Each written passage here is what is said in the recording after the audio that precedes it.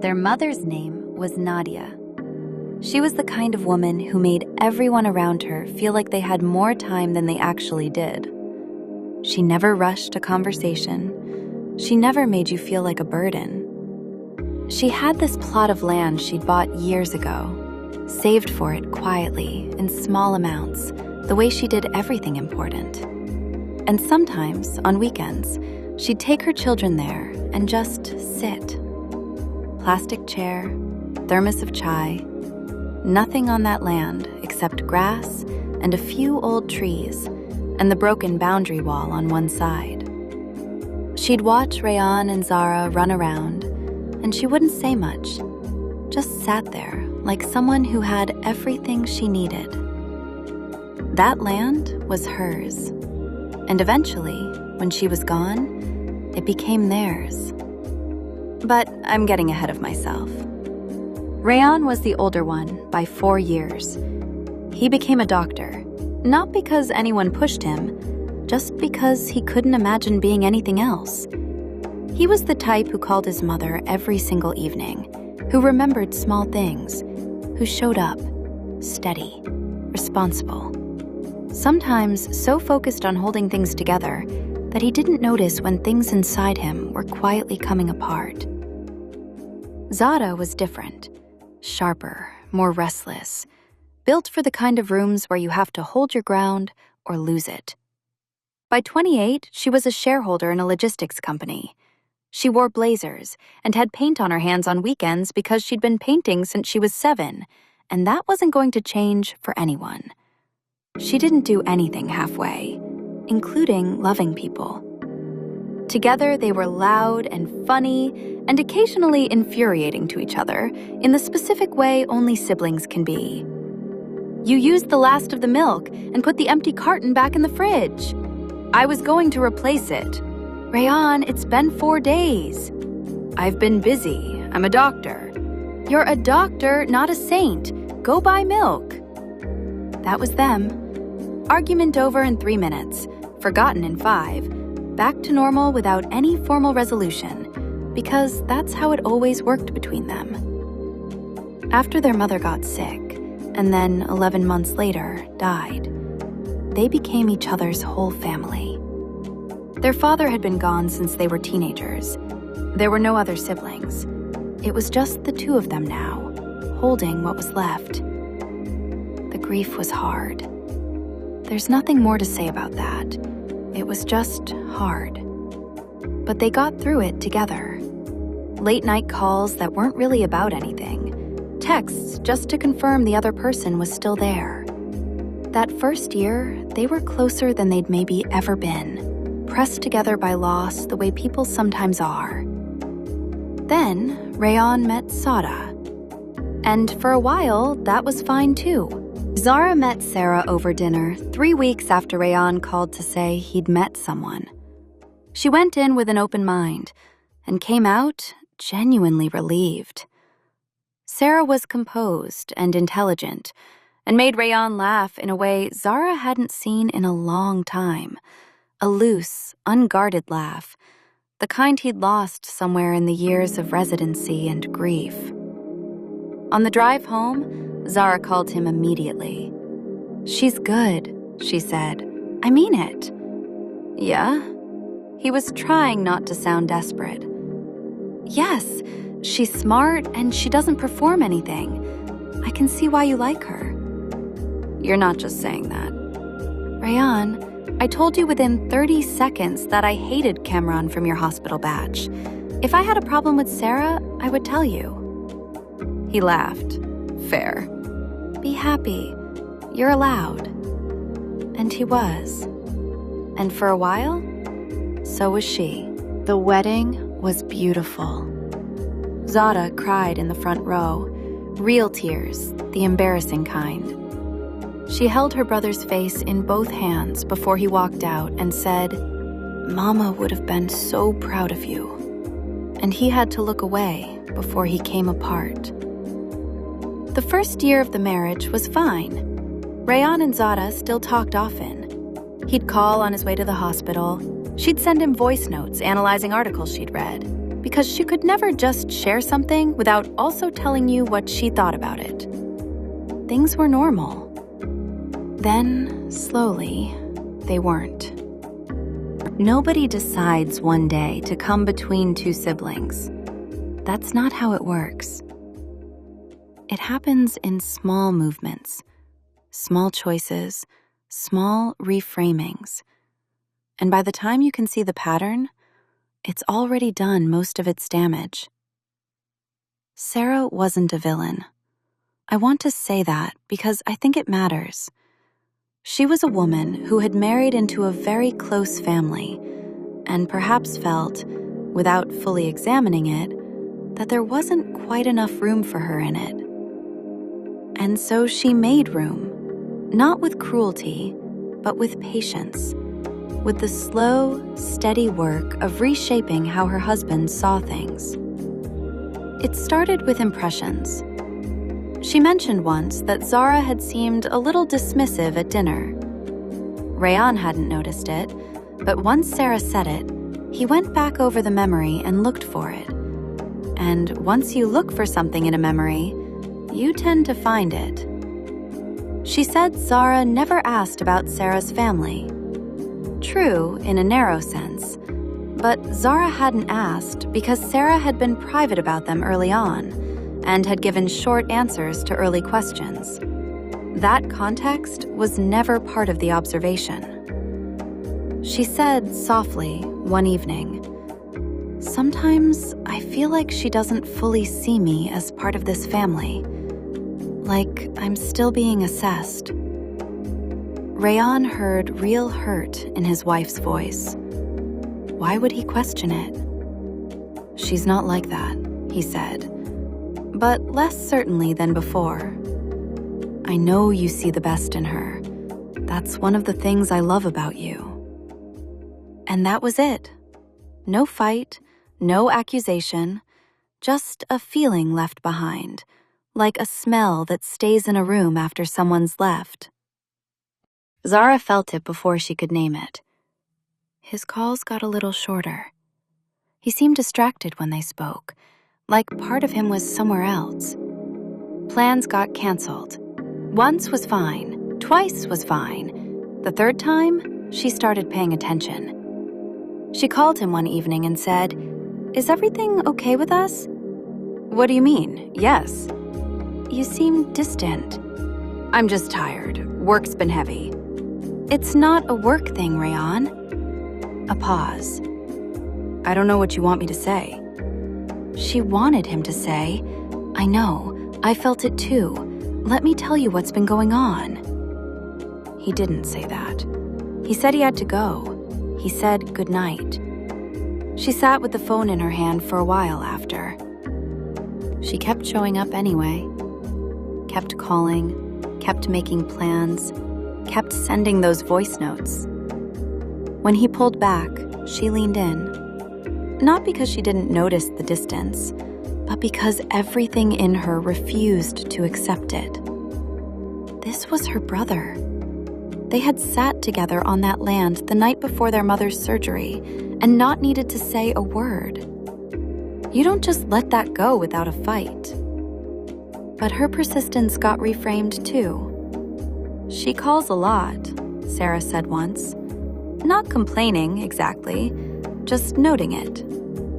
"She's my sister." "I know. I just wonder sometimes if she has a hard time with the idea of you having your own life now." He didn't agree, but he heard it. And the next time Sara called, he picked up just slightly differently, with a fraction less ease, a fraction more obligation. Sara felt it. She always felt things like that. About a year and a half into the marriage, Sara brought up the plot.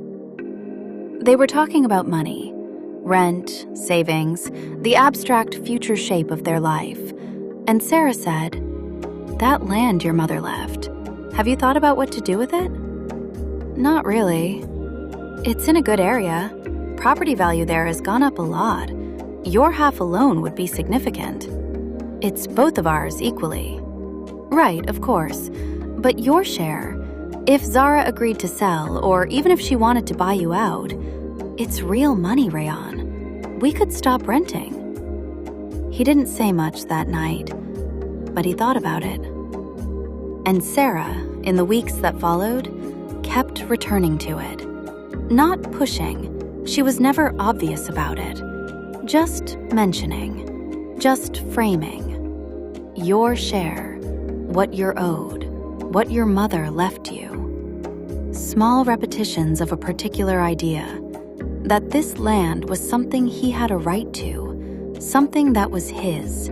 Something that was being held by the circumstances of shared ownership. By the time he called Sara about it, he had already, without realizing it, started thinking of it that way. I want to talk about Mama's land. Sara was quiet for a moment. Okay. I'm thinking I'd like to do something with my share. Sara and I want to buy a house. I was hoping you'd consider selling. The whole thing together gets more, but if you don't want that, maybe you could buy me out. Rayan, that land belongs to both of us equally. Mama left it to us together. I know that. That's why I'm asking, not demanding. I'm not ready to sell, and I can't buy you out right now either. That's a lot of money. So what, it just sits there? It's been sitting there. It sat there our whole childhood. Why is it suddenly urgent? He didn't have a clean answer to that. Things change. We have needs now. I have needs too. I have a right to that land too. And there it was. She hadn't said anything wrong. She hadn't been aggressive or cruel. She had simply stated the obvious. It was hers too. Equal. Exactly as their mother had intended. But after weeks of hearing your share, what you're owed, your half, her saying, I have a right too, landed differently than it should have. It landed like she was taking something from him. I'm not saying you don't. I'm asking you to work with me. I am working with you. I'm saying not now. I'm saying let's talk about this properly. You always do this. You make everything complicated. I'm not making it complicated. It is complicated. It's our mother's land. It's property, Sara. It's not Mama. She went quiet. Don't, she said, low and controlled.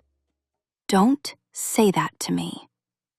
He knew he'd gone too far, but he didn't take it back. He ended the call instead. Sara listened to his account of the conversation that night. She nodded. She said, I think she sees it as hers more than yours. I think that's just the truth of it. He didn't disagree. And that was the real damage. Not the argument with Sara, but this. That when he replayed it through Sara's framing, what he heard wasn't a sister protecting something they both loved. He heard someone being possessive. Someone claiming what wasn't fully theirs. Sara tried to repair it. She called 3 days later, calm. I'm not your enemy on this. I want to find a solution. But you have to hear me when I say this place matters to me. I hear you. Do you? Because it feels like lately when I say things, they reach you differently than I mean them. A pause. What does that mean? It means I feel like I'm being misread. Like there's a version of me you have in your head now that isn't me. He didn't say anything for a moment. Then, maybe you're being a little paranoid. She didn't respond to that. She just said, okay, good night, Rayan, and hung up. That was more or less the last real conversation they had. She didn't disappear. She still texted occasionally, his birthday, a news article she thought he'd find relevant, a voice note every few weeks that was carefully normal, carefully light, Like she was leaving a door open she refused to close all the way. He responded less and less. She told her closest friend, "He looks at me now like I'm someone who did something wrong, and I can't figure out what I did. I've gone back over everything, and I can't find it." She kept the land, refused to sign anything. It sat in both their names, untouched, grass growing. Maybe she thought that was something. As long as that land was still theirs together, the thread hadn't completely snapped. Their mother had left them something shared. It was still shared. Maybe she was right. It had been raining all day, the gray, heavy kind that makes the evening feel like it arrived early. Sara had back-to-back meetings from 9 in the morning, and she was the kind of tired that doesn't come from work alone. She sat in the parking lot at 7:30 with the engine running and, without thinking too hard about it, called her brother. He picked up. It surprised her every time now. "Hey." "Hey." Normal voice. Tired, but normal. She didn't have a plan for what to say. She just said what was in her head. "Do you remember that time Mama took us to the land, the night before her surgery? And she just sat there the whole time, not saying anything." Quiet on the line. Then, "Yeah." She brought the green thermos, the one with the broken handle. She'd had that thing for 20 years. A small sound from him, almost a laugh. "I miss her," Sara said. "Me too." The rain on her windshield, his breathing on the line. For a moment, it was just that. "I don't want to fight anymore," she said. "I'm so tired, Rayan. Whatever happens with the land, however we figure it out, I just don't want that to be the thing between us, okay?" She said don't fight. That was the one thing she asked. A long pause. "Okay," he said quietly, like a door opening. "Okay," she said back. A few more seconds of just quiet. "Drive safe," he said. "It's bad out tonight." "I will. Good night." "Good night, Sara." She pulled out of the parking lot. She took the highway home. She'd taken that route 100 times. The truck lost control on an elevated section where the water had pooled on the curve. The driver said later he never saw her. She was gone before anyone arrived. Rayan got the call at 9 and something p.m. He doesn't remember the exact time. He drove to the hospital. He drove home. He sat on the kitchen floor, and he stayed there.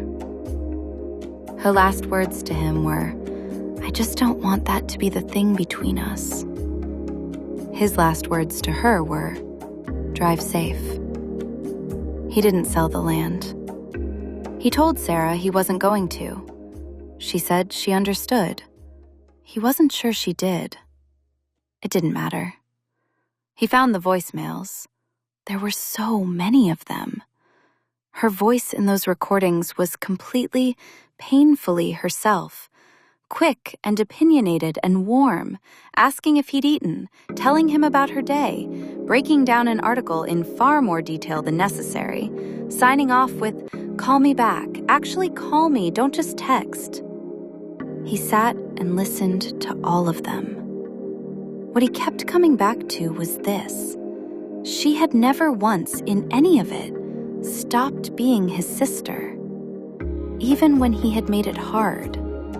Even when he had looked at her and seen what Sara had put there instead of what was actually there. She had kept calling. She had left doors open. She had said, "Don't let this be the thing between us," with her last breath of patience. He had spent months seeing her assert her equal right to something their mother left them both, and believing, because someone had told him to believe it, that this made her difficult, possessive, unfair. She wasn't any of those things. She just loved her mother. She just loved him. And she'd held on to the only piece of ground she had left to prove it. He goes there sometimes now, to that plot, sits on the old boundary wall where it's still partially standing. The grass is long, the trees are bigger than he remembers. There's no plastic chair, no green thermos, just the land. Just the thing she refused to let go of. He understands now what she was protecting. He understood it the moment it was too late. She never made it complicated. She just made it honest. And for a while, he forgot those were different things.